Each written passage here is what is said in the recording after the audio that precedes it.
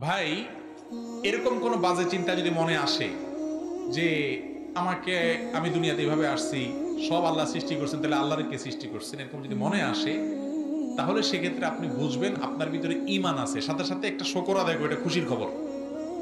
মনের ভিতরে এরকম বাজে চিন্তা আসলে তখন বুঝবেন যে আপনার ভিতরে ঈমান আছে।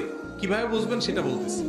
একবার এক সাহাবী, তিনি রাসূল আকরাম সাল্লাল্লাহু আলাইহি ওয়াসাল্লামকে এই কথাটা বলেছেন, ইয়া রাসূলুল্লাহ, আল্লাহ সম্পর্কে আমার মনে বাজে চিন্তা আসে। তখন নবী সাল্লাল্লাহু আলাইহি ওয়াসাল্লাম বলেছেন যে যাকা নাফসুল ঈমান, এটাই তো ঈমান। ভাই, যে ঘরে সম্পদ আছে সেখানে চোর যায়, যে ঘরে সম্পদ আছে সেখানে, যেটা নাস্তিক ওটার মনে এগুলো আসে না, যেটা বেঈমান ওটার মনে এগুলা। আপনি আল্লাহর প্রতি ঈমান আনছেন দেখো, যে ইবলিস ও তো বসে নাই, ও আপনার মনের ভিতরে খোঁচায়। কি করে? খোঁচায়, এই কথা ঢুকায়, ওই কথা ঢুকায়, এই কথা আপনার ফুসলায়, ওই কুমন্ত্রণা দেয়, বিভিন্ন রকমের ডিস্টার্ব আপনার মনের ভিতরে করে, যাতে করে আপনি বেঈমান হয়ে যান। এগুলো যখনই মনে আসবে আপনি তখন বুঝবেন যে ও শয়তান নারে তো ধরে ফেলছি, এটা তো আমারে খোঁচাইতেছে, এটা তো আমারে খোঁচাইতেছে। সাথে সাথে তখন বলবেন আমানতু বিল্লাহ।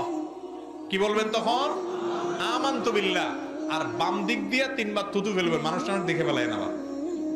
থুতু ফেলানো মানে আবার এক গালভর্তি থুতু না, একবারে শুইর আগে যেরকম থুতু তিনবার ফেলে আমানতু বিল্লাহ পড়বেন। কারণ বাম দিক থেকে শয়তান মানুষকে এই কুমন্ত্রণাটা অ্যাটাকটা করে। বুঝতে পেরেছেন? এই জন্য হাদিসে নবী সাল্লাল্লাহু আলাইহি ওয়াসাল্লাম আমাদেরকে শিক্ষা দিয়েছেন আল্লাহ সম্পর্কে বাল চিন্তা আসলে চিন্তা করবেন। এবার আসেন মূল এই প্রশ্নের উত্তরে।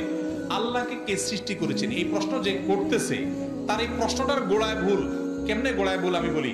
আল্লাহ কি সৃষ্টি না স্রষ্টা? সৃষ্টি যে তাকে না কে সৃষ্টি করছে এই প্রশ্ন করা যায়। যে নিজেই স্রষ্টা, তার সম্পর্কে তাকে কে সৃষ্টি করেছে এটা যদি প্রশ্ন করেন, তাহলে তিনি স্রষ্টা হলেন কই? তিনি তো সৃষ্টি হয়ে গেলেন। ঠিক না বেঠিক?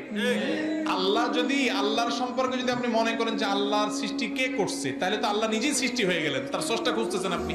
আল্লাহ তো স্রষ্টা, যিনি স্রষ্টা তার আবার স্রষ্টা থাকে নাকি? তাহলে বুঝতে হবে এটা ইবলিস চোরা আপনার মনের ভিতরে উটিস পিটিস করতেছে ঈমানটা নষ্ট করার জন্য। এটা মনে আসার সাথে সাথে আল্লাহ শুকর আদায় করবেন, আমি ঈমানদার, আমার ঘরে চোর আসছে, ইবলিস আসছে। সাথে সাথে আমানতু বিল্লাহ, আল্লাহর প্রতি আমি ঈমান আনলাম, বিশ্বাস করবেন, দেখবেন যে পালাইছে শয়তান। আল্লাহ তাআলা আমাদেরকে হেফাজত করুন। স্ত্রী সন্তান নিয়ে বাইরের দেশে থাকলে বাবা মা যদি দেশের বাড়িতে একা একা থাকে, তাহলে সেটা জায়েজ আছে কিনা? স্ত্রী সন্তান নিয়ে যদি কেউ বাইরে থাকে, দেশে বাবা মা থাকে, অসুবিধা নেই, জায়েজ আছে। কিন্তু বাবা মার খায় খেদমতের লোক ব্যবস্থা করতে হবে, তার জন্য কোনো কষ্ট না হয় সেদিকটা খেয়াল রাখতে হবে। বাবা মারও এক্ষেত্রে বোঝা উচিত যে ছেলে তার স্ত্রীর সাথে থাকলে তার চরিত্র ভালো থাকবে। অনেক বাবা মা আছে এটা বুঝতে চায় না, শুধুমাত্র বৌমারে রেখে দিতে চায় কাজের মেয়ে হিসাবে।